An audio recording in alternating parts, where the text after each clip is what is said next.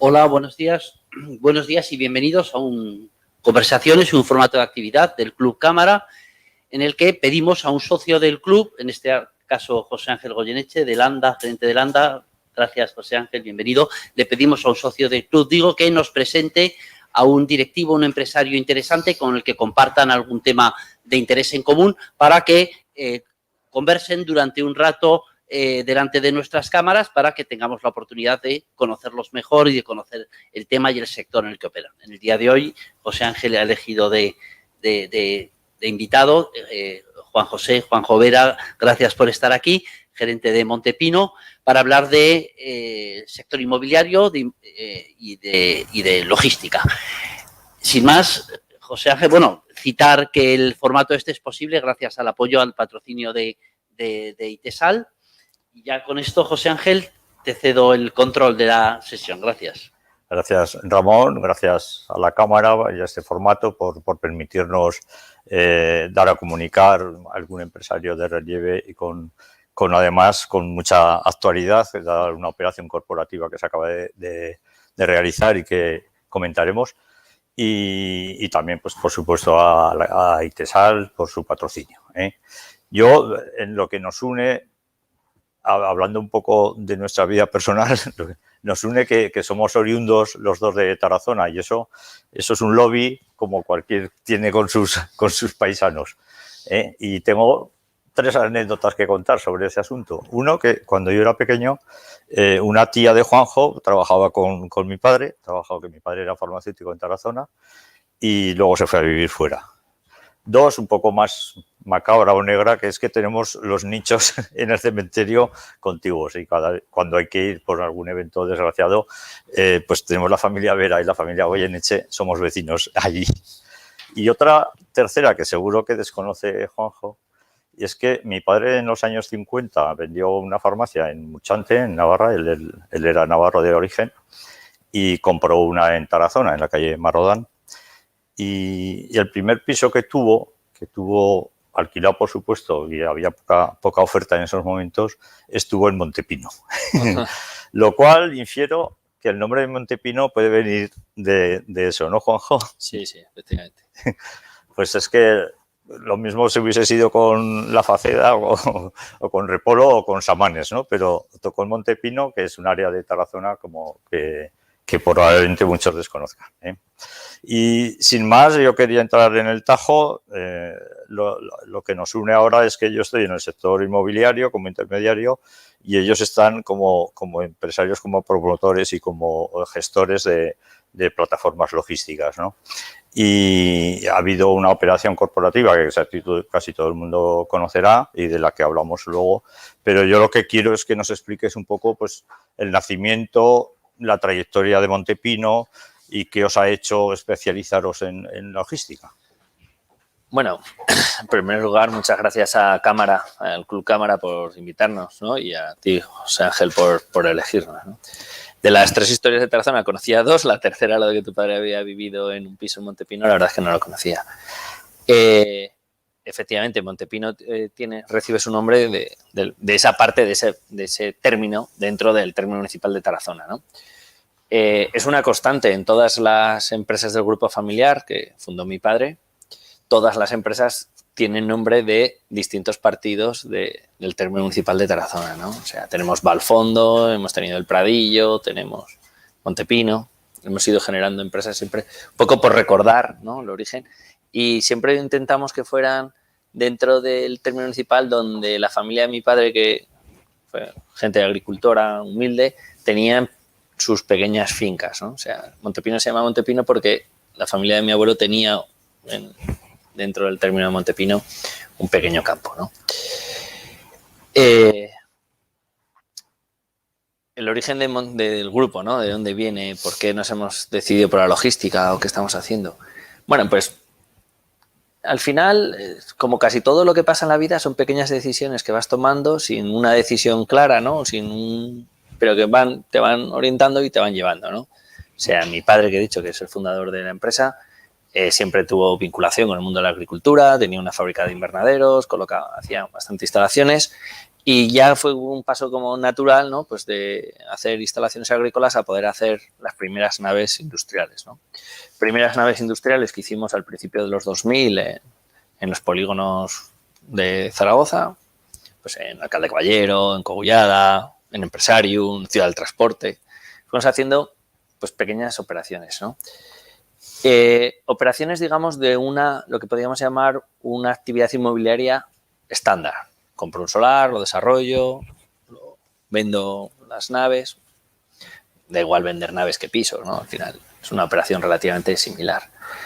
Y luego, pues poco a poco fuimos cambiando, orientándonos, viendo un poco las nuevas tendencias, el cambio continuo, ¿no? Que a mí me gusta mucho decir a mi gente que lo que hiciste ayer está muy bien, pero lo hiciste ayer, ¿qué vas a hacer hoy, no? ¿Qué vas a cambiar hoy que hiciste ayer? Y fuimos moviendo un poquito la empresa, fuimos cambiando. Al principio en los años tan buenos del sector inmobiliario, 2010, 2011, 2012, esa época maravillosa, empezamos a trabajar muchísimo en Madrid, en la zona centro de España, nos fuimos también especializando. Y como hemos sido siempre muy creyentes en el tema de la especialización, ¿no? Haz una cosa, hazla, pero hazla muy bien y sé el mejor, ¿no? Fuimos especializándonos cada vez más en tema logístico, viendo qué se estaba haciendo por Europa, viendo cuáles eran las nuevas tendencias del mercado, ¿no? Yo recuerdo cuando en 2013, bueno, pues hay que ponernos 2013, prima de riesgo en 600, el país al borde del rescate, que parece que se nos ha olvidado a todos ya, pero fue hace relativamente poco, ¿no?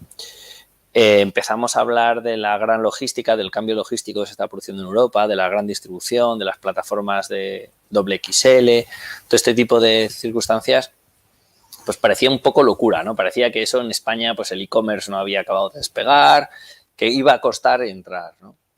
Nosotros pues he de decir que nuestro consejo de administración se creyó lo que yo les conté, lo de que eso era una tendencia en Europa y que sí, que España es diferente, que somos más latinos, que tal, pero que al final las tendencias acaban llegando y acabaron creyéndoselo.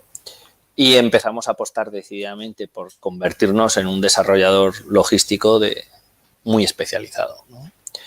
Cada vez nos fuimos especializando más, encontramos un nicho de mercado en el cual, pues, por la crisis, por una cosa o por otra, pues había poco.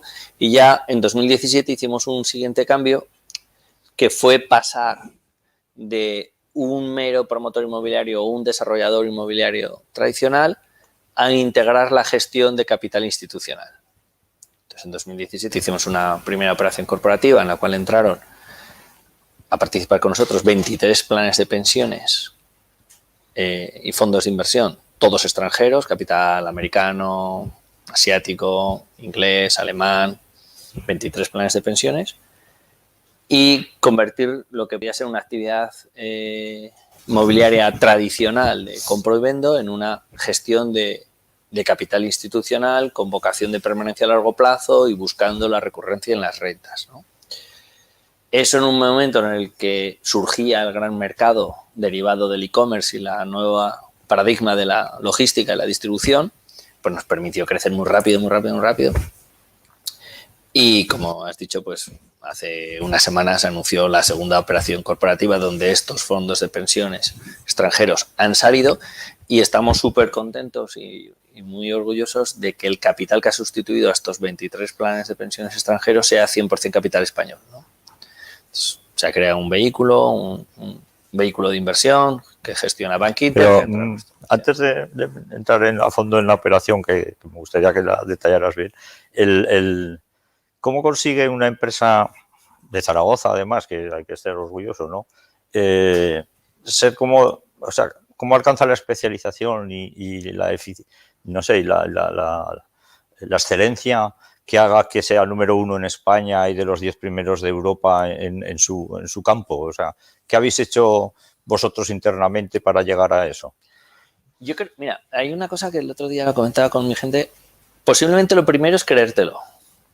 que los aragoneses muchas veces nos cuesta creérnoslo, Sí. ¿no? Ahí están nuestros amigos de Mindual que están participando y yo se lo he dicho muchas veces, o sea, vamos a Madrid y muchas veces nos falta quitarnos la boina, ¿no? Hasta que no, el Sí, estereotipo de llegar a Madrid y decir, chico, pues es que estos de Madrid pues tampoco son más listos que nosotros, ¿no? Tampoco hacen. Entonces, yo creo que el primer gran paso que hace falta en una empresa es creértelo.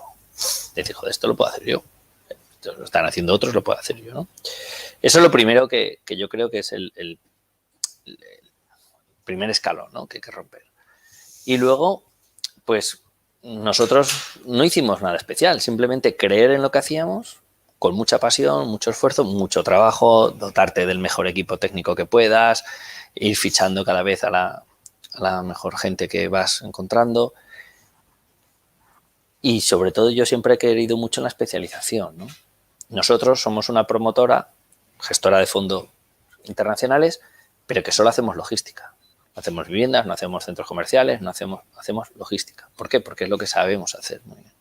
¿Y hay mucha diferenciación entre un operador y otro en la optimización? O quiero decir, porque ahora los operadores grandes siempre cuentan con vosotros, ¿no? ¿Será por el background, será por la experiencia, ¿no? Aunque la logística muchas veces hay gente, casi todo el mundo piensa que es como muy similar, ¿no? Que es coger mercancía, almacenarla, gestionarla y transportarla. Tiene peculiaridades enormes, ¿no? Y tiene una diversidad enorme. ¿Por qué? Porque hay que distribuir desde botecitos pequeños de hidrogel a cosas que son muy grandes y muy pesadas. Entonces, toda la operación logística suele ser muy específica, ¿no? Yo creo que gran parte del éxito que hemos tenido como Montepino, o que nos ha permitido crecer tanto, ha sido que apostamos por un modelo de integrar todo el proceso dentro de la compañía. Por supuesto que contamos con gente externos, con colaboradores casi siempre fijos los mismos, pero hemos internalizado dentro de la compañía gran parte de los procesos. De tal forma que conseguimos aprender y mejorar en ese proceso de mejora continua de cada operación con el cliente, ¿no? Porque cada operador logístico tiene una operativa distinta, una forma de gestionar distinta. Incluso dentro del mismo operador depende para qué, no es lo mismo que esté operando para e-commerce, que esté operando para un retailer, que esté operando para distribución directamente a una tienda o particular. Su forma de trabajar es distinta, ¿no? No hay un modelo definido. El e-commerce, nos cuenta que es de antes de ayer, no ha habido un modelo de consolidación, ¿no? Entonces, el tener un equipo técnico y un equipo dentro de casa tan grande como el que tiene Montepino, que duplicamos, triplicamos o quintuplicamos al resto de nuestra competencia, lo que nos permite es ir aprendiendo de lo que cada operador logístico nos está demandando en cada momento. Y cuando nos encontramos ante un reto de una nueva operativa logística, podemos aportar soluciones, damos valor añadido, ¿no? Que es decir, yo siempre digo, o sea, si alguien quiere una nave estándar, una operativa estándar y solo va a mirar precio, no es el cliente Montepino. Montepino le va a aportar el estudio, el conocimiento, el know-how, el poder diseñar algo específico que se adapte como un anillo al dedo a su operativa, a sus necesidades. Y eso ha ido evolucionando y la verdad es que nos ha ido muy bien. ¿Y consideras que el mercado todavía tiene muchas bases de crecimiento, ¿no? Porque lo que dices del e-commerce o todo esto sigue habiendo, y además Zaragoza o Aragón en concreto estamos privilegiadamente dotados para que seamos protagonistas en ese crecimiento. ¿Tú crees que va a seguir así durante mucho tiempo?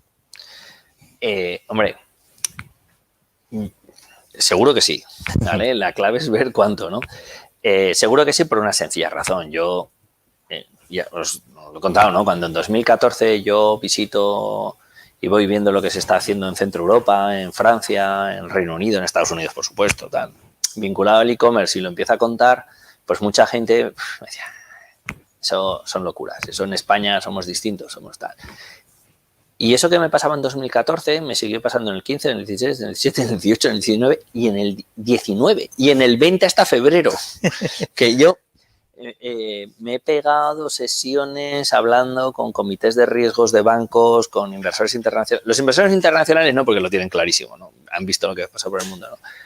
Y yo les ponía un ejemplo que me funcionaba muy bien, que era, El porcentaje de venta en comercio electrónico en las navidades del 19-20, en España rondaba como el 5%.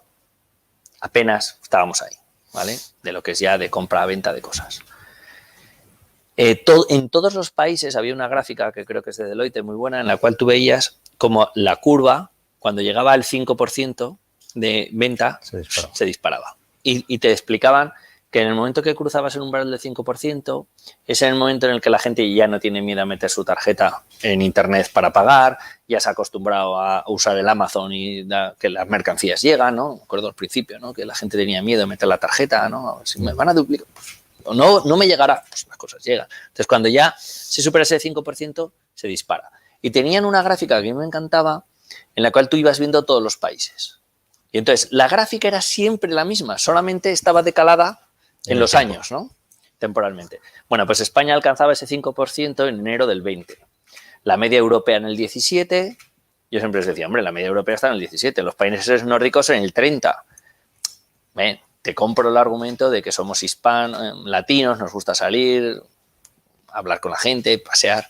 Pero, hombre, del 5 al 30, la media está en el 17. No nos acercaremos a la media. Bueno. ¿Dónde tiene que quedarse España en penetración del comercio electrónico? Pues no lo sé, pero cerca de la media europea sí. No podemos ser el país de la Unión Europea con la tasa de penetración de e-commerce más baja. Y hay un dato que también está muy relevante, que es que cada 1% que aumenta el porcentaje de venta online sobre el total de ventas necesita como 1 millón de metros cuadrados de superficie logística. Entonces, si el comercio online lo llevamos al 15%, hay que triplicar el sector. Si lo llevamos al 10, solo hay que duplicar, pero creo que por lo menos duplicaremos el tamaño del sector, ¿no? El sector se está duplicando año a año, prácticamente, ¿no? Lo que hicimos un año, al año siguiente lo duplicamos, sobre un stock total de 20 millones de metros cuadrados de naves logísticas, pues nos queda mucho trabajo para hacer. No sé si serán 3 años, 4, 5. ¿Y Zaragoza o Aragón cómo lo ves en ese contexto? Lo veo bien, siempre lo he visto bien, ¿no? O sea, al final Plaza fue un éxito, ¿no? Ha tenido sus cosas. Yo me acuerdo en la reunión que organizó ADEA hace 3 o 4 años, que se habló de logística, ¿no? Que me pidieron dar una charla y yo les decía, pero que esto es como los fondos de inversión, esos planes de inversión, ¿no? Que ponen rentabilidades pasadas, no garantizan rentabilidades futuras, pues esto es lo mismo. Tú las podías hacer muy bien, pero lo hiciste, ¿no? Entonces, tenemos que seguir adaptándonos. Hay una competencia muy fuerte. Tenemos que seguir pudiendo ofrecer cosas en un mercado de una competitividad brutal, ¿no? Como es el mercado logístico.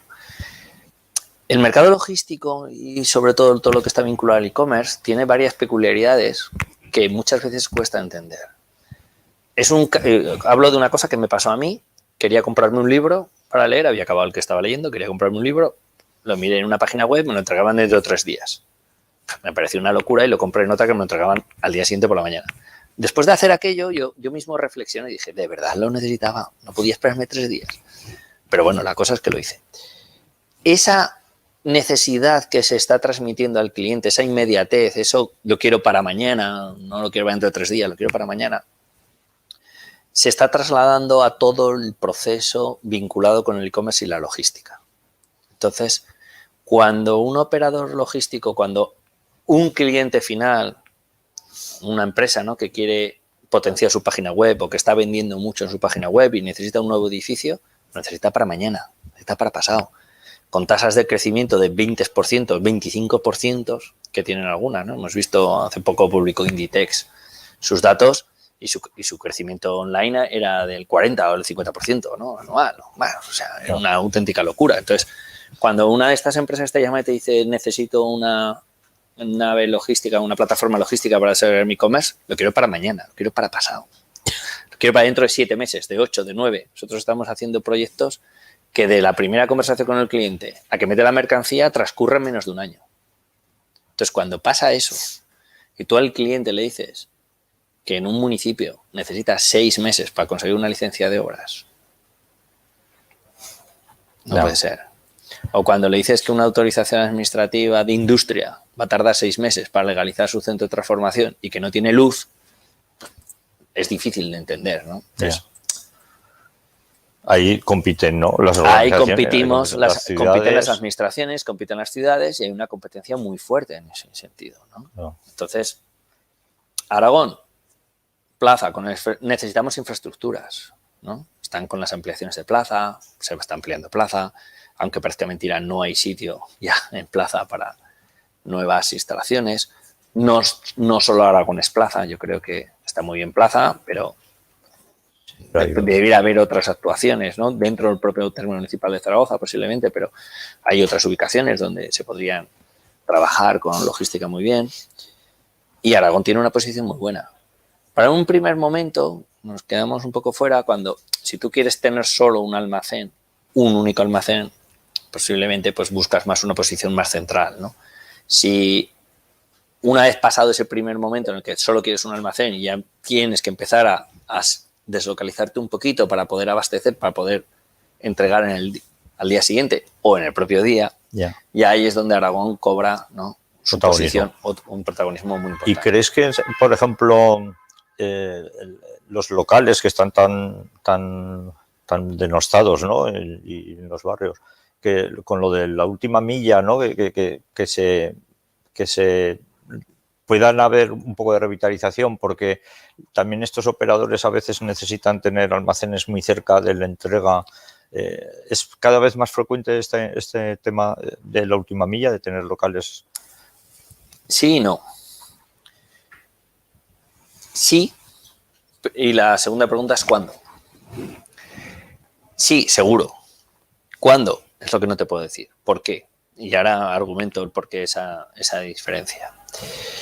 Cuando estamos oyendo los problemas de distribución en la última milla, nos los están extrapolando de ciudades como Londres, como Nueva York, como París. Cuando tú visitas Londres te das cuenta de que del aeropuerto de... Bueno, si aterrizas en Heathrow, diría que te va, pero como desde Zaragoza volamos a Stansted. Sí. Aterrizas en Stansted y tienes una hora, ¿no?, hasta que llegas a Londres.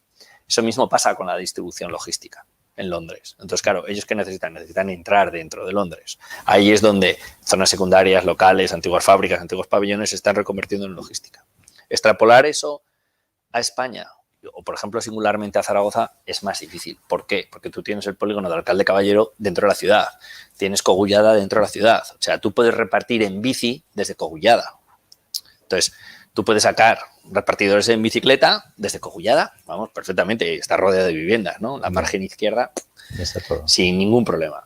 Y la margen derecha, pues es que casi puedes ir a plaza por el canal, ¿no?, en bicicleta. Entonces, ¿necesitamos reconvertir los locales a día de hoy para hacer distribución de última milla? No. ¿Eso llegará? Sí, seguro. ¿Cuándo? Cuando las restricciones de tráfico te limiten mucho el acceso a esos polígonos que acabarán reconvirtiéndose en otras cosas, ¿no? Ya hubo cuando el plan Aceleralia, cuando salió Aceleralia de Zaragoza o tal, ¿no? Y eso va a pasar. En ciudades como Madrid, la gran pregunta es ¿cuándo en Madrid se va a limitar el tráfico dentro de la M30? El día que dentro de la M30 no se pueda circular, que eso va a llegar, como pasa en Londres o como está pasando en París, el día que eso llegue, obviamente, lo que tú preguntas habrá. El tema es, ¿cuándo vamos a ver restricciones de tráfico serias? ¿Cuándo en Zaragoza capital, dentro de la Z30, del tercer cinturón, no se va a poder circular con coche particular, ¿no? Entonces, el día que eso pase, vamos a empezar a ver que esos locales se reconvierten, vamos a ver estaciones de paquetería, estaciones de recogida, eso lo vamos a ver, mientras se pueda circular con el coche libremente por la ciudad. Sí, porque es más sencillo y económico. Y bueno, vamos a entrar en el tema de la operación corporativa, porque me acuerdo que yo recibí un WhatsApp de Ramón con el titular de, no sé si es de Expansión o de dónde era, y dice: Bankinter compra Montepino por entre 1.000 o 1.200 millones. Y claro, parecía que era el titular de que el banco compraba una empresa. Y bueno, yo, pues que soy agente de Bankinter, sabía que internamente se llevaba meses fraguando la operación y buscando inversores de banca privada para integrarlos en el vehículo. Me gustaría que lo explicaras bien, a ver si no es un banco que compraron esto, sino cómo ha sido en realidad. Bueno, ha sido un proceso muy largo, ¿no? Ha sido más de un año, casi un año y medio. También hay que pensar en qué año, ¿no? Nos hemos encontrado todo esto de la pandemia, nadie pensaba. Y es un proyecto, ha sido bastante más sencillo. O sea, ha sido muy complicado por el tamaño, ¿no? Y tal. Pero en el fondo también es como una evolución muy natural, ¿no? Es como lo que te contaba al principio.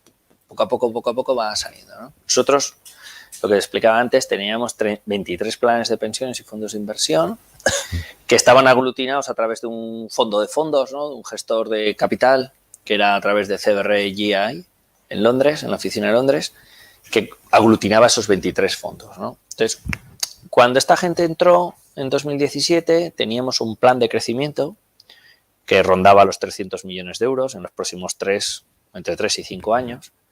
Y la circunstancia fue que a finales del 19, esos 300 millones habíamos hecho 900. Habíamos triplicado el business plan. Entonces, bueno, como cualquier accionista o cualquier inversor tiene un horizonte, un objetivo de inversión, ¿no? Cuando le has triplicado el objetivo de inversión, pues hay un momento en el que nuestros inversores dicen, oye, la operación ha salido muy bien, hemos triplicado el volumen de inversión, hemos invertido muchísimo más dinero del previsto, la compañía sigue creciendo, vemos que hay un potencial de crecimiento enorme, hemos triplicado, no queremos seguir creciendo nosotros, que pensamos que no somos los inversores adecuados para seguir creciendo, ¿no? Entonces, nos pidieron la posibilidad de buscar o rotar o sustituir el capital, ¿no? No ha sido una venta, ha sido una sustitución de capital dentro del accionariado, ¿no? Entonces, se organizó un proceso competitivo, han participado infinidad de fondos de inversión de todo el mundo, distintas rondas, finalistas han ido filtrando las noticias en prensa, hay un histórico bastante grande de las noticias de prensa de la operación, hasta que al final había 2 finalistas, uno de los 2 finalistas era Bankinter y al final fue la mejor oferta. Bankinter, lo que tú dices, no es que el banco haya comprado, sino ha creado un vehículo de inversión donde ha dado acceso pues, a 1.500, 1.600 pequeñas familias ahorradoras, patrimonios de todo tipo, clientes institucionales del banco, que coinvierten con el banco y han sustituido estos 23 planes de pensiones, ¿no?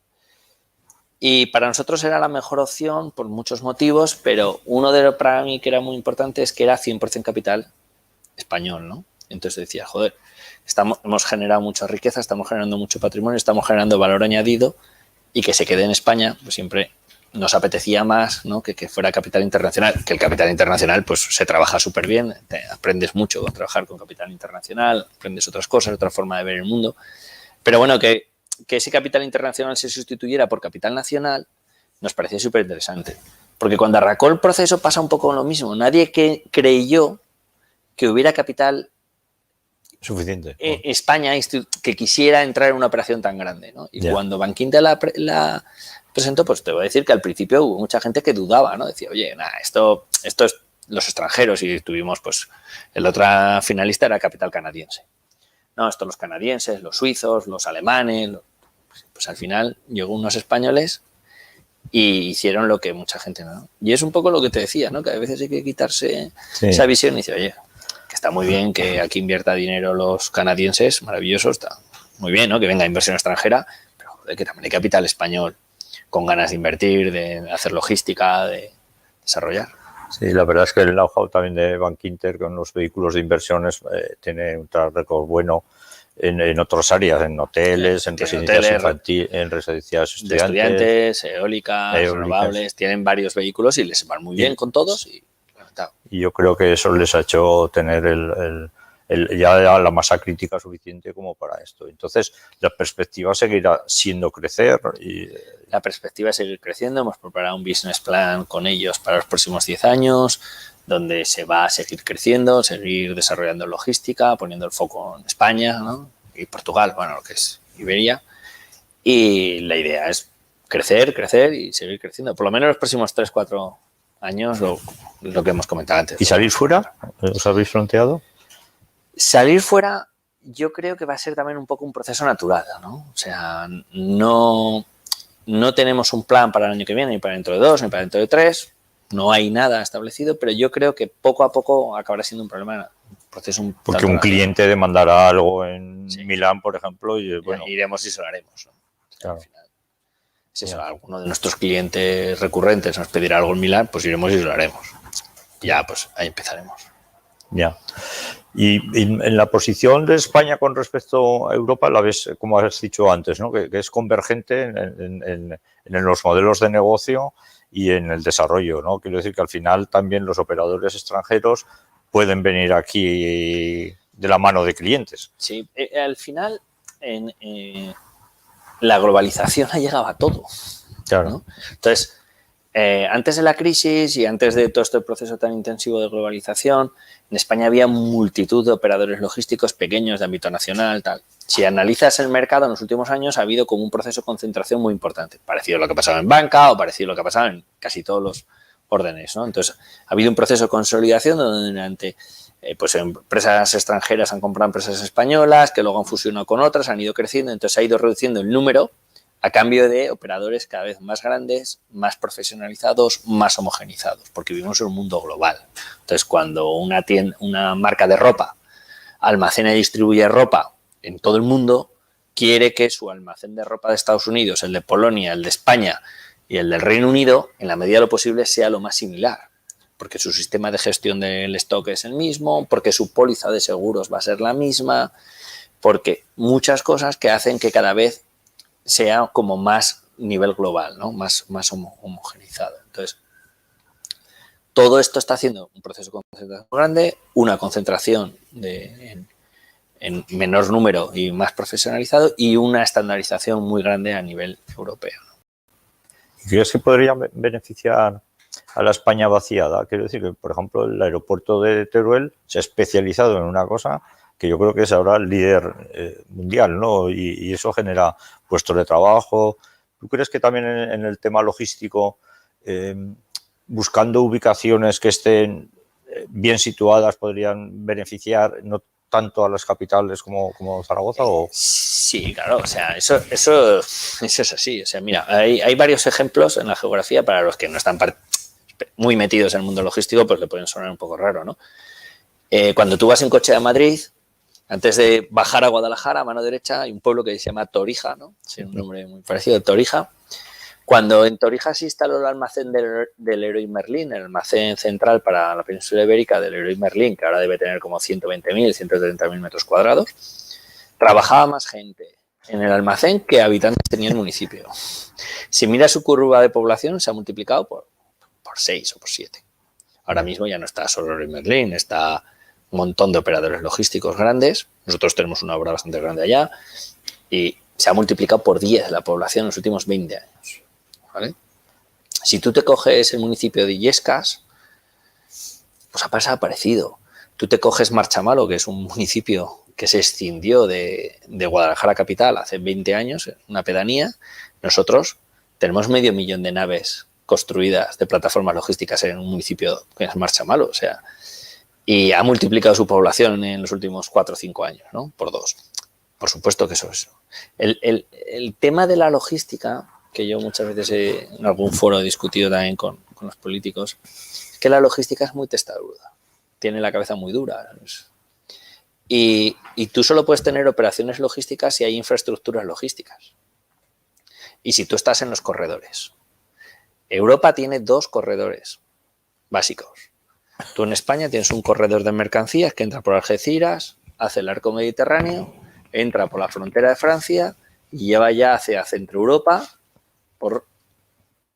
Y luego tienes otro corredor que hace Lisboa, Madrid, Irún, París, norte de Europa. Y luego tienes pequeños corredores que enlazan. Entonces, como tenemos esos 2 corredores tan marcados, hay un subcorredor pequeñito que une Madrid-Barcelona. Y ahí estamos nosotros.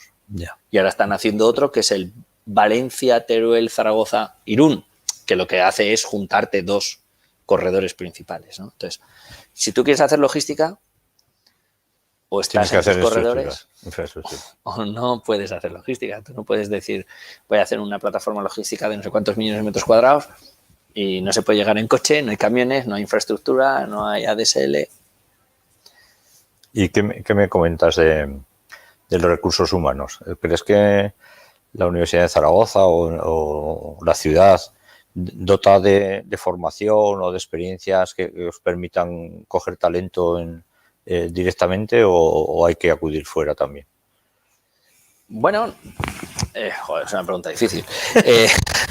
Hombre, en Zaragoza tenemos, por ejemplo, el Zaragoza Logistics Center, que está asociado con el MIT, tiene un máster y un programa bastante potente de logística. No, o sea, en Zaragoza estamos bien. En general, en los recursos humanos, en el mundo de la logística se ha sofisticado mucho. Entonces, hay también un proceso de especialización bastante importante, ¿no? O sea, si tú visitas un almacén logístico de última generación, cualquiera de los nuestros, te vas a encontrar que ya nadie gestiona un almacén con albaranes. Tú no vas a ver a nadie con un albarán. Tú los vas a ver que llevan aquí unos PDAs, homologadas, unas ubicaciones, porque el almacén está cambiando constantemente, ¿no? Es muy divertido cuando tú entras a un almacén y ves que antes la gente guardaba los almacenes y los inventariaba, ¿no? Y cerraba por inventario. Y dices, cerrado por inventario, hay que hacer stock. Eso ha desaparecido y el inventario es instantáneo. Hay un algoritmo que decide dónde se dejan las cosas, ¿no? Entonces yo visitaba hace poco un almacén que tenemos con ropa y veías los zapatos y las camisas y luego un abrigo y luego un jersey. Y decías, ¿y por qué los guardan así? Y dice, no, porque es que el que compra zapatos, el que compra este pantalón suele llevarse esos zapatos, entonces los ponemos juntos. Pero mañana habrá otra cosa porque hay un algoritmo, ¿no? Entonces, toda esa digitalización, toda esa tecnificación obliga necesariamente a que las políticas de recursos humanos cambien, ¿no? Ya no es un mozo de almacén con un albarán, vete al pasillo y coge esto, ¿no? Ya empieza a ser alguien que necesita un grado de especialización, edificios robotizados, que necesitan personal específico de robotización. Creo que que la Universidad de Zaragoza, ingeniería, todo el tema de robotización, de procesos, de automatizaciones y tal, hay un camino a recorrer importante, ¿no? Bien. ¿Y qué consejo darías? O sea, si te juntaras con los políticos cuando te juntas, aparte de la infraestructura o esto de la formación, ¿cómo se puede apoyar la inversión foránea o de grandes operadores para atraer inversión que es riqueza para generar para toda la región? Bueno, tan fácil, ¿eh? Tampoco esa pregunta.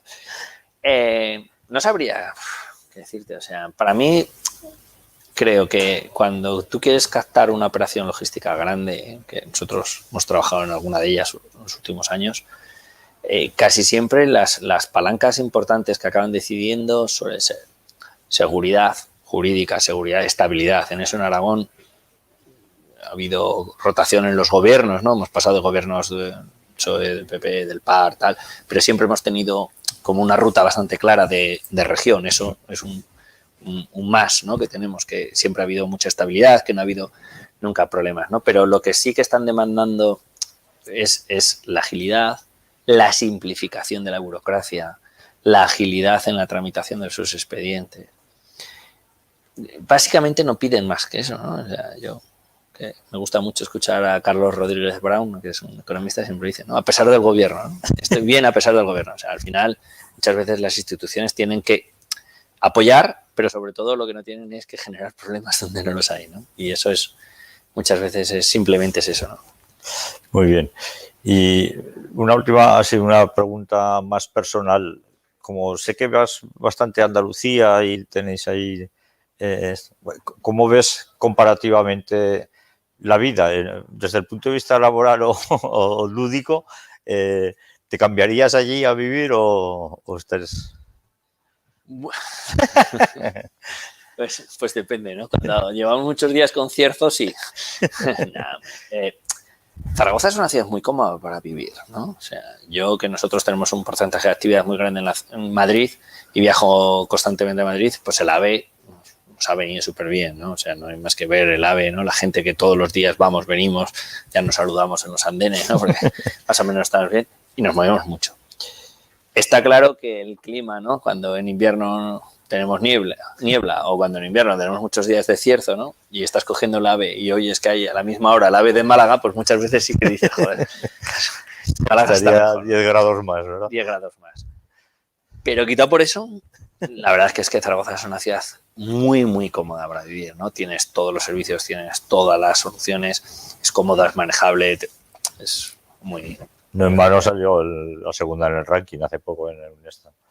Bueno, Ramón, ¿quieres hacer alguna pregunta? Sí, bueno, estamos aquí, hay 3 preguntas. Voy a pasar el micrófono para la primera pregunta a René, de Itesal, nuestro patrocinador. Luego te haré yo una pregunta y creo que Ramiro también tenía una pregunta que hacerte.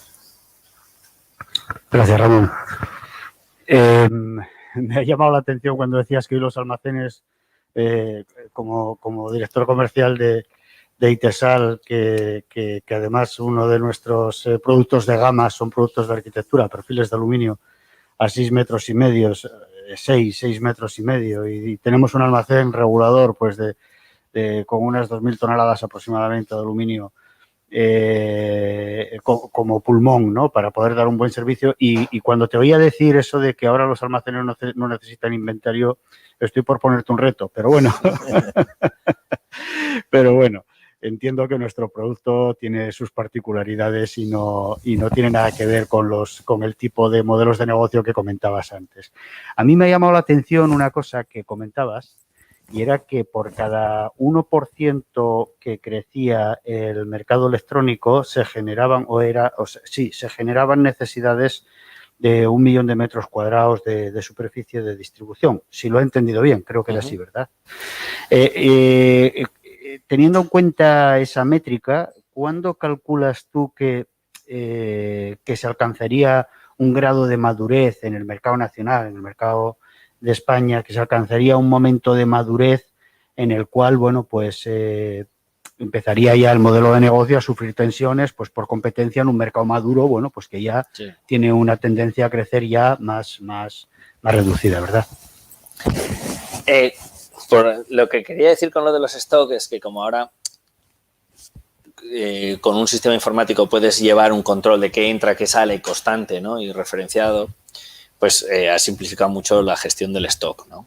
A pesar de que, claro, vosotros tenéis barras grandes, cortas, ¿no? Hay que hacer stock. Pero cuando tú vendes unidades, ahora mismo pueden controlarlo, ¿no?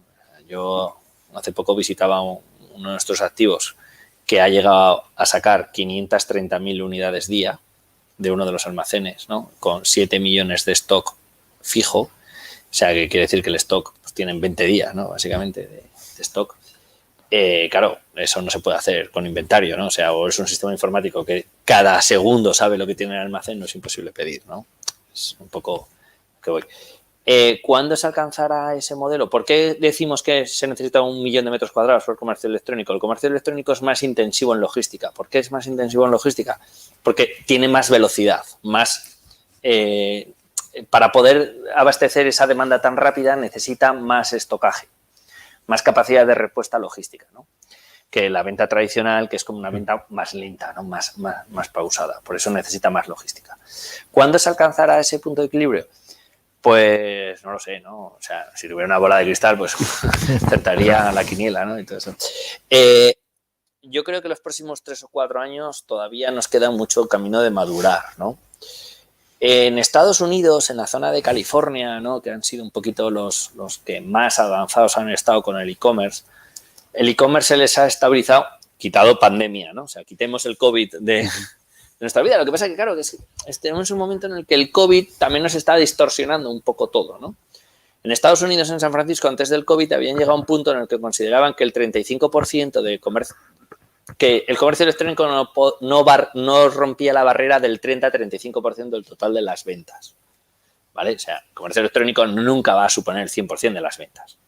Y en San Francisco, ¿no? Toda esta zona de California, Palo Alto, ¿no? Todos estos sitios, cuando llegaba al 30, se estabilizaba. Los países nórdicos, bueno, pero ahí tienes un componente del tiempo, ¿no? Hace mucho frío, tal. Bueno, eso los descartamos. Pero San Francisco, ¿no? Que es una ciudad parecida, pues se les había estabilizado como el 30, ¿no? Entonces, yo creo que en España vamos a estar por encima del 17-20% seguro del total de las ventas. Ya más no lo veo, ¿no? También dependerá mucho del salto generacional, la penetración de los dispositivos móviles, ¿no? Antes la gente compraba por internet con el portátil. Ahora el 80% de la gente compra por internet con el móvil. Entonces, estamos en un modelo que ha cambiado. Y luego el efecto COVID, pues ha sido... adelantarlo, ¿no? Ha sido un catalizador a lo bestia, ¿no? Porque gente que jamás había comprado, que no pensaba comprar a corto plazo, joder, pues compró durante el COVID. Y bueno, y volverá a comprar en su tienda, ¿no? Seguro. Pero ya algo se queda, ya se rompe, ¿no? Entonces, es difícil, pero por encima del 17%, 20%, yo estoy seguro. Y a partir de ahí yo creo que ya nos estabilizaremos. Sí, yo, Juanjo, te voy a preguntar por e-commerce. O sea, da gusto oír hablar a una persona de e-commerce desde el negocio, desde con los pies en el suelo, desde el movimiento de cajas, porque muchas veces te oís hablar de e-commerce desde un plano teórico que ya dudas incluso si saben de qué va el negocio, etcétera, de lo de movimiento de cajas y de locales, etcétera. Entonces, te voy a preguntar, claro, el crecimiento del e-commerce va aparejado también a que entran en juego nuevas categorías de producto. Fue en un momento un hito, en un momento determinado, el tema de la moda. Oye, ya se vende moda, ya hay soluciones para devolver el producto, para probártelos, tal. Y ahora, por lo menos en España, está el reto de la comida, con Mercadona allí planteando la forma como hacer. Es una logística muy particular. ¿Cómo se están organizando desde tu punto de vista, desde tu conocimiento, la logística de todos los operadores que quieren entrar a explorar el boom del e-commerce De la alimentación. de alimentación? Eso también es una pregunta muy difícil, porque yo creo que hay gente muy inteligente pensando solución a esto ahora mismo y todavía les está costando, ¿no? Es un poco lo que he dicho antes. Al final el e-commerce es tan nuevo que no hay un modelo establecido. O sea, tú cuando analizabas un modelo de las grandes superficies, pues encontrabas patrones, ¿no? Y decías, pues un Carrefour es un Carrefour, un Eroski es un Eroski, pero tenían como pautas comunes, ¿no? Un centro comercial y seguían pautas comunes. El e-commerce todavía no nos ha permitido desarrollar un modelo estable, ¿no? Entonces, digamos que cada uno pues, ha apostado por un modelo y están, pues, y luego, pues, supongo que dentro de unos años empezará a consolidar, ¿no? Entonces, no hay una receta de e-commerce, ¿no? Tú dices, Amazon gestiona el e-commerce de una forma, Inditex gestiona el e-commerce de otra forma, Alibaba lo hace de otra forma, cada uno lo hace de una forma distinta, ¿no? Empezamos a ver que sí que hay cosas en común. Y el siguiente paso para España es el de la alimentación, ¿no? Entonces, en un primer momento, por ejemplo, Mercadona optó por hacer el e-commerce desde las tiendas, como hace el Corte Inglés, como había hecho el Corte Inglés toda la vida, ¿no? Cuando comprabas por el supermercado del Corte Inglés por teléfono, ¿no? Que es el nacimiento de esto. Entonces, simplemente es alguien que va por una tienda, compra y te manda el pedido. Eso, que es un camino que ya han recorrido, se han dado cuenta de que no es un camino que funcione, porque tus horarios, tus políticas son distintas. Eso, por ejemplo, sí que lo hemos visto, los de la moda lo han aprendido, pasan los años y es un camino que ya han hecho, ¿no? Que la logística vinculada al e-commerce hay que tratarla distinta que la logística vinculada a tu tienda, porque los horarios son distintos. Porque la persona que hace la compra posiblemente en la página web de Mercadona la va a hacer a las 3 de la mañana. O a las 4, o el domingo por la noche, o tal, ¿no? Entonces, como tiene horarios distintos, tiene formas, ritmos distintos, es difícil meterlo dentro del mecanismo, ¿no? Mercadona ya ha evolucionado, está con el proyecto de las colmenas, vamos a ver. Amazon está ya en Madrid, pues tiene el Amazon Prime con servicio a 2 horas, personalizado. No hay un modelo consolidado, se están viendo los distintos modelos, pero que también va a ser una realidad a corto plazo, eso no hay duda, ¿no? El seco, lo que no está refrigerado, pues ya estamos viendo que lo hacen con bastante facilidad. El reto es el fresco, ¿no? Que no se rompa la cadena de frío, que tú puedas comprar, tal. Entonces, eso le está costando un poquito más. También no hay un modelo que extrapolar fácil de Europa. ¿Por qué? Porque los españoles pues comemos más fruta, más verdura, más pescado que los ingleses, claro. Descontado, que tal. Entonces nos gusta mucho, entonces en nuestra cesta la compra eso pesa mucho, el porcentaje, ¿no?, de fresco que tenemos nosotros es muy importante, entonces todavía no está claro. No, siento no poder daros una respuesta porque es que no la tengo. Está todo por descubrir. Está todo por descubrir, ¿no? Hola, Juanjo. Buenos días. Gracias por tu masterclass de logística. Ha sido súper interesante. Yo soy entendido. Ya sabes que yo hago instalaciones eléctricas y no soy entendido en logística. Pero al hilo de lo que decía Ramón, que casi me quita la pregunta, está habiendo en este momento otro movimiento logístico productivo en la zona de Pila, que es Bonaria. Bonaria es otro monstruo logístico, pienso yo. Y no sé si conoces algo del proyecto, si nos podrías dar tu opinión sobre sobre este fenómeno, que al fin y al cabo es un fenómeno también. Sí, no conozco el proyecto de Epila en profundidad, ¿no? Más allá de lo que he leído en prensa, porque no hemos participado en nada, ¿no? Pero sí, hombre, claro, al final Bonaria no deja de ser una distribuidora de alimentación, ¿no? De producto, que al final es todo logística, o gran parte, en su parte matadero, su parte logística. Y engancha un poco con la pregunta de la España vaciada, ¿no? O sea, no quiero decir que Epila sea una zona vaciada, pero es una zona donde hay una infraestructura muy grande que va a generar un polo de atracción muy grande. ¿Pero por qué? Porque está en el eje, está en el corredor. El polígono está con acceso directo a la Nacional 2. Claro, ¿no? Es súper importante. Yo muchas veces cuando hablo de logística, hablo y digo, mira, es que la logística está limitada por una sencilla razón. Un camionero solo puede conducir 8 horas al día. Tiene 24 horas, conduce 8 y el resto del camión está parado. Entonces, todo se basa en ese módulo, en qué hace mi camionero sus 8 horas, ¿no? Entonces, Epila, lo bueno que tiene es que tiene el acceso a la Nacional 2 a 100 metros, ¿no? Por eso se desarrolla Epila. Tú coges esa infraestructura, te la llevas 70 kilómetros carretera adentro y la has matado. ¿Por qué? Porque de las 8 horas va a perder una. Entrar y salir. Estás muerto, ¿no? Solo tienes 8. Y es eso. Y pues el desarrollo de Epila va por ahí. No lo conozco en profundidad. Cosa que hizo el gobierno de Aragón. Yo creo que hayan demostrado mucha agilidad. En un tiempo récord han tramitado el expediente, han generado un suelo donde no había suelo. Yo se lo cuento muchas veces, aunque no vaya con una pregunta al hilo, ¿no? Yo recibía a nuestros inversores internacionales y casi siempre pues aterrizaban en la T4 de Barajas, los montábamos en un coche y los llevábamos a ver infraestructuras logísticas de las nuestras, ¿no? Marchamalo, kilómetro 52, Torija, kilómetro 72 de la Nacional 2, con la R. Entonces miraban alrededor y decían, ¿y por qué nos decís que no hay suelo? Que no hay disponibilidad de suelo. Y dices, es que no hay disponibilidad de suelo. Y claro, veían esto y decían, pero ¿cómo me puedes decir que no hay suelo? Ahora mismo, hoy, si una industria de 250.000 metros cuadrados se necesita instalar en Aragón, no hay suelo. Esta tarde me llamarán del gobierno de Aragón para decirme que he dicho que no. La realidad es que no hay suelo. No hay una parcela de 250.000 metros cuadrados hoy Zaragoza para que en los próximos 3 meses se instale una industria, si la pidiera. Lo sé porque he venido a traer una y no había. O sea, por eso lo sé. Que sí, que era. No hay. Estamos viendo que están haciendo una pequeña mini ampliación en plaza para que se pueda implantar Amazon.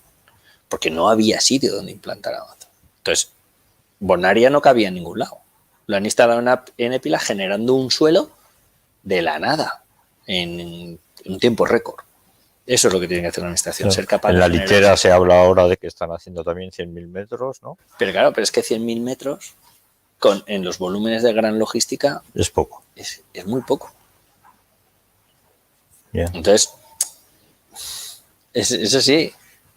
Sí, es que la automatización, la digitalización de los procesos nos permite gestionar almacenes que antes no eran gestionables. Tú no podías gestionar. Nosotros, la nave más grande que tenemos a día de hoy tiene 185.000 metros cuadrados de superficie. Un poquito más grande que la más grande que hay en plaza, ¿vale? Y 7 millones de unidades distintas, con no sé cuántos mil referencias, una locura. No se puede gestionar, no se podría haber construido eso hace 20 años y gestionado con albaranes, hubiera sido imposible, ¿no? Hoy, ¿por qué se puede? Pues porque tiene un sistema de RFI que tiene localizado, sabe perfectamente qué tiene, qué entra, qué sale, qué número, la referencia. Y eso nos ha permitido hacer este gran volumen. Y la logística va a volumen. Sabemos que en la distribución los márgenes son muy pequeños, muy exiguos, la logística necesita mucho volumen. Y el volumen necesita grandes superficies. Pues, no lo sé, para ya ir terminando, pero la verdad es que ha sido muy interesante porque, primero, los que no conocemos a fondo este tema, es un mundo en el que no nos hemos parado a pensar, ¿no? Todo lo del... O sea, hablamos del e-commerce, hablamos de la logística, pero desde luego... ¿qué cosas hay detrás? ¿Cómo se desarrolla tecnológicamente todo lo de los almacenes, la robotización, ¿no? Y ahora se necesitan pocas personas para administrar grandísimos volúmenes, ¿no? Y entonces yo creo que si vamos deprisa con la época de Internet y cada 20 años estamos revolucionando esto, seguimos en esto, ¿no? Yo creo que seguimos en la época en la que cada 10 años hay como unos cambios de paradigma grandes en cualquier sector que nos ocupemos y así es en la logística, ¿no? La logística es especialmente sensible a los cambios, ¿no? Porque va muy rápido y tiene que adaptarse, tiene que dar servicio, ¿no? a lo que demanda la sociedad, ¿no? A esa inmediatez. Yo mi hijo mayor tiene 14 años, el pequeño tiene 7, una chica de 12 tengo 3, ¿no? Y cuando tú le cuentas a mi hijo mayor que ibas a comprar algo a una tienda, lo encargabas y 4 semanas después o 5 igual te lo traían, ¿no? Y luego siempre te decían, está retrasado. Y llegaba 2 semanas más tarde, le cuesta entenderlo, ¿no? Ya. Hablamos de 10 años, yo te lo reduciría a 5. O sea, los cambios de paradigma no creo que vayan a durar 5. O sea, ¿no? Lo que antes un modelo de coche funcionaba X años. Ahora los hacen restylings constantes, se queda desfasado. La ropa, la moda, ¿no? O sea, joder, la moda. O sea, antes había una temporada de invierno y de verano, ¿no? Y ahora vemos que la ropa es cada 15 días. Ahora se lleva los pantalones más cortos, no sé qué. Cambia constantemente. Es que hemos acelerado el mundo. La globalización, la digitalización, el internet. Es que es eso, o sea, y se va acelerando, ¿no? Entonces yo creo que cada vez los tiempos se van acortando, ¿no? Acortando. Es súper importante. Y, joder, y en Aragón tenemos mucha capacidad, tenemos empresas que llevan trabajando en esto muchos años, ¿no? Que son grandes desconocidas para Zaragoza, ¿no? O sea, antes te he nombrado el MIT, ¿no? O sea, muy poca gente sabe que en Zaragoza hay un centro adscrito al MIT, al Massachusetts Institute de Tecnología, en Zaragoza, desarrollando logística y que es un referencia a nivel mundial, pues lo sabe poquísima gente. O que hay una empresa zaragozana como puede ser Alerce, que la inmensa mayoría del software que te lleva un paquete a tu casa se desarrolla desde Zaragoza y cuando se lo cuento a algún amigo te dice, que no. Digo que sí, joder, que conozco al dueño, que es amigo también, ¿no? Yeah. Y se está desarrollando desde Zaragoza. O tenemos a SAISE, a Carreras, tenemos empresas muy potentes que están desarrollando logística, ¿no? Y muchas veces, pues vuelvo otra vez al principio, ¿no? Nos cuesta creernos que desde Aragón se puede hacer. Ahora Amazon instala sus data centers en Zaragoza. Joder, pues es otra oportunidad, nos vuelve a poner en el mapa. Nos falta a veces creernos ese poquito, ¿no? Y quitarnos la boina y decir, hostias, que el mundo es nuevo, que el mundo está cambiando, que hay que desarrollar, ¿no? O sea, aquí a Ramiro que ha preguntado, pues yo lo cogí de la oreja y lo llevamos a Madrid, ¿no? Vente con nosotros a Madrid a hacer instalaciones y ahora pues están trabajando más en Madrid que en Zaragoza. Lo que está claro es que todo cambio genera también unas oportunidades. Entonces, si nos fijamos en empresas clásicas aragonesas, pues, o si las que no se reconvierten o se han metido en eólicas o en esto o en otro área, están abocados a quedarse obsoletos. Entonces, lo bueno que tiene todo el cambio y la globalización, digitalización, es que nuestros hijos tienen la oportunidad de trabajar en una empresa que esté trabajando para Pixar en Estados Unidos, en Zaragoza, o, como has dicho, de Alerce, o como cualquier esto. Entonces, eso se genera oportunidades también. Es que es eso. O sea, yo cuando... Me acuerdo la primera vez que recibí a unos inversores que teníamos de Texas y te dicen, no, pero ¿y por dónde tenéis los cuarteles generales? No, en Zaragoza. Y el tío dice, ¿cómo que en Zaragoza? ¿Pero por qué? Tal. ¿Por qué no? No puedo desarrollar mis actividades de Zaragoza con la digitalización, con internet, con el teletrabajo, tal, ¿no? O sea, el ejercicio que hemos hecho con el COVID, ¿no? De que puedes trabajar desde cualquier lado, pues es que es así, ¿no? La flexibilidad, tal. Entonces, eso nos da muchas oportunidades, ¿no? Ya no hace falta irte a vivir a Madrid para poder triunfar en un sector. No hace falta que estés ubicado en no sé dónde para poder llevar la logística de París desde Plaza. Puedes hacerlo. Entonces, la digitalización, la transformación, tal, nos está abriendo muchas puertas. Bueno, pues yo creo que ya nos acercamos al final. Ha sido un placer tenerte, Juanjo. Nos has ilustrado muchísimo. Además, yo creo que juntando con la noticia corporativa, pues este evento tendrá más exposición y más notoriedad, lo cual nos viene bien a los que nos ganamos la vida con las relaciones personales. Ya habíamos pactado antes de que se cerrara el negocio, ¿eh? O sea, la fecha estaba puesta de antes. Sí, hace meses que estaba pactado. pero hay veces que la suerte te viene a buscar cuando la busques, esto. Así que cedo la palabra a Ramón para hacer la despedida o simplemente agradecer a todo el mundo que nos ha visto, los que nos vean en el canal de YouTube o de LinkedIn y felicitar por el formato que se genera aquí a Ramón y a su equipo. Muchas gracias. Muchas gracias.